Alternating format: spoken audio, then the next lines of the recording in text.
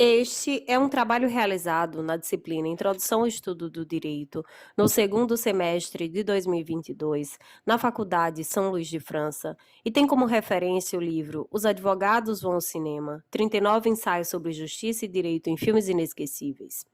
Neste trabalho, será apresentada a relação entre o filme Minority Report, do diretor Steven Spielberg, e o direito brasileiro. Você se imagina em uma sociedade sem crimes?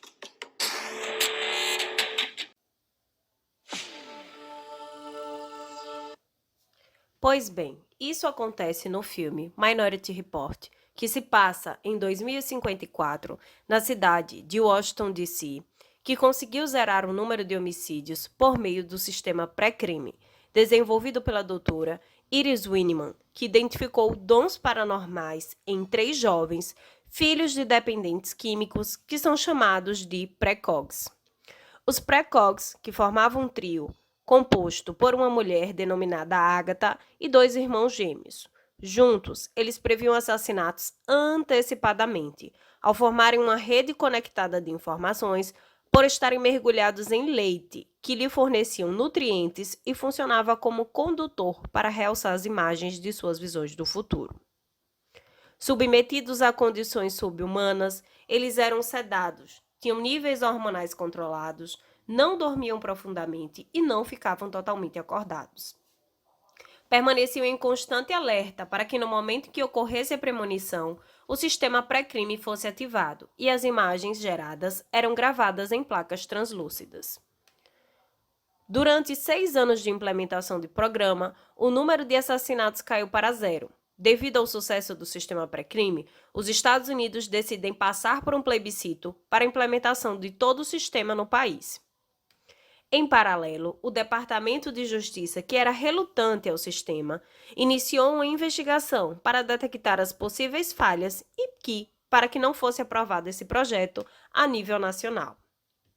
A história começou a mudar quando John Anderton, interpretado por Tom Cruise, principal ator da trama e fiel defensor do sistema, se encontra sozinho com uma da Precol, Agatha, que saiu de sua semiconsciência e o abordou para chamar a atenção de imagens recorrentes de uma tentativa de assassinato a uma mulher. A curiosidade investigativa de John foi estimulada e ele averiguou que os arquivos do crime não estavam guardados na Precog, Agatha, e que a quase vítima estava desaparecida. Imediatamente, ele comunicou a situação ao diretor do Departamento de Pré-Crime, Lamar Burgess.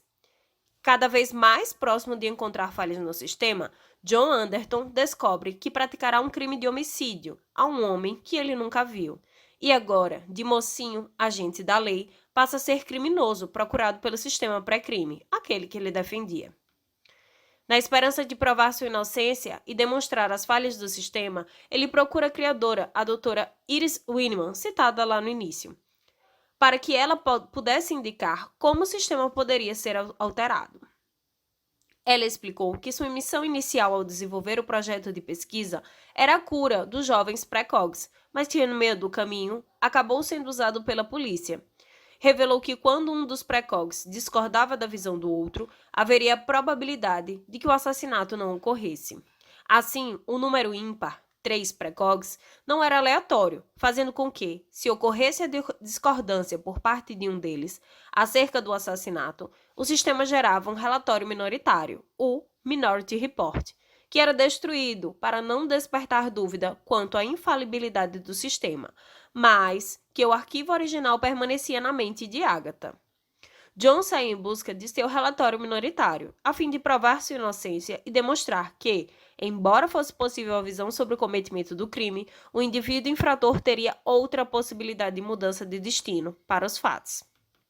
Em fuga para não ser identificado, John passa por um transplante ocular, para dificultar sua captura e não ser localizado através da leitura de retina pelos scanners que monitoravam todos os cidadãos, a íris identificação.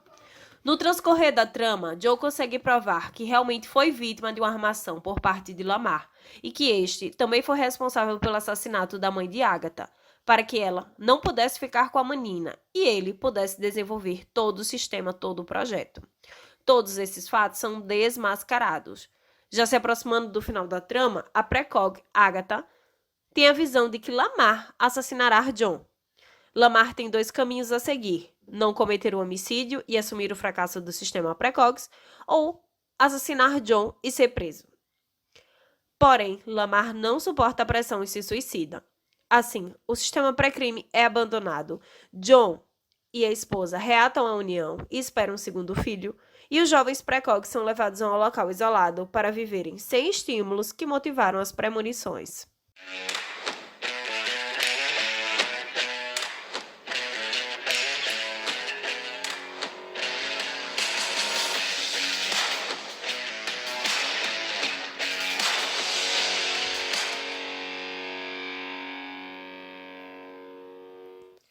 O filme nos leva a diversas reflexões sobre o direito. Até que ponto liberdades e garantias individuais de uma pessoa podem ser cerceadas pelo Estado em prol da paz social? É possível usar a tecnologia no combate ao crime, garantindo minimamente direitos de privacidade? Até que ponto o indivíduo tem consciência que já entrega seus dados para as grandes empresas de tecnologia, mas encontra resistência ao entregar os mesmos dados para o Estado? No filme, as pessoas eram presas em flagrante por um crime que ainda não tinham cometido, baseando-se apenas em projeções futurísticas, desconsiderando o viés humano do livre-arbítrio. Assim, as prisões antecediam o agir e se baseavam no pensar. Tais fatos destam um dos fundamentos jurídicos presentes na CF de 88, que disciplina em seu artigo 5º que ninguém será considerado culpado até o trânsito em julgado da sentença penal condenatória. Ou ainda que ninguém poderá ser privado de sua liberdade nem de seus bens sem o devido processo legal. Por outro lado, a própria CF, em seu artigo 5º, inciso 35, dispõe que a lei não excluirá da apreciação do Poder Judiciário lesão ou ameaça a direito. Nesse momento, cabe uma reflexão de que não é necessário que o ato lesivo já tenha sido consumado para que a pretensão possa ser exercida. Assim, embora o direito muitas das vezes tenha uma intenção reativa, ele também pode ser utilizado de modo a prevenir ilícitos. A tutela preventiva. Esse tema tem uma relação muito próxima com o filme, pois nele existe uma busca pela prevenção de crimes, só que utilizando as tecnologias.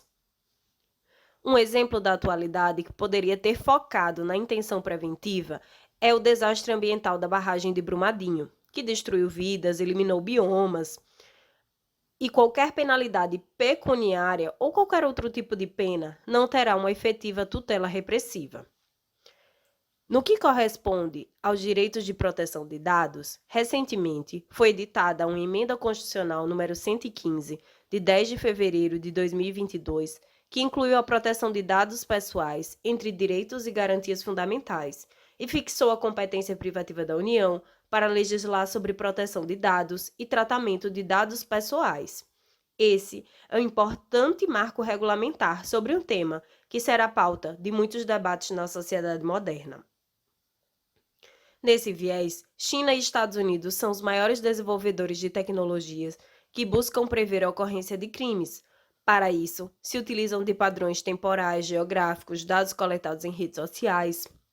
Uma notícia publicada na revista científica Nature revela que pesquisadores de Chicago afirmam ter desenvolvido um sistema em que as previsões para crimes possuem cerca de 90% de precisão e podem ser feitas até uma semana antes do fato. Consideramos que a previsão de crimes pode e deve ser utilizada no âmbito penal, o que não significa dizer que o algoritmo deve prever quem vai cometer o crime, mas quando ele irá ocorrer, qual tipificação e qual região. Tais dados podem auxiliar a mobilização de efetivo policial, à medida que se acompanham manchas criminais de modo dinâmico, assim como a própria essência da criminalidade. Hoje, temos exemplos concretos de como a tecnologia pode auxiliar no combate ao crime. Um exemplo amplamente divulgado pela mídia foi a prisão registrada em Salvador, por meio da tecnologia de reconhecimento facial durante o carnaval. Na ocasião, mesmo fantasiado, o sistema reconheceu o indivíduo com mandado de prisão em aberto. Esse é apenas um exemplo. Também podemos citar o sistema de informação Cortex, que tem por objetivo o monitoramento de operações de segurança pública, incluindo a utilização de tecnologias de leitura de placa, conseguindo rastrear diversos alvos móveis em tempo real. Polêmicas à parte, é importante conceber a existência É impossível conceber a existência da sociedade moderna sem o uso da tecnologia, inteligência artificial, mineração de dados, big data, e no âmbito da segurança pública e do direito não será diferente. É preciso, portanto, legislações e regulamentações no sentido de garantir ao indivíduo certa privacidade e, ao mesmo tempo, fornecer ao Estado apenas os dados considerados essenciais para garantir a paz e a ordem pública, visto que, sem regras claras, tem-se risco de fortes arbitrariedades estatais e uso indevido daqueles que estão no poder.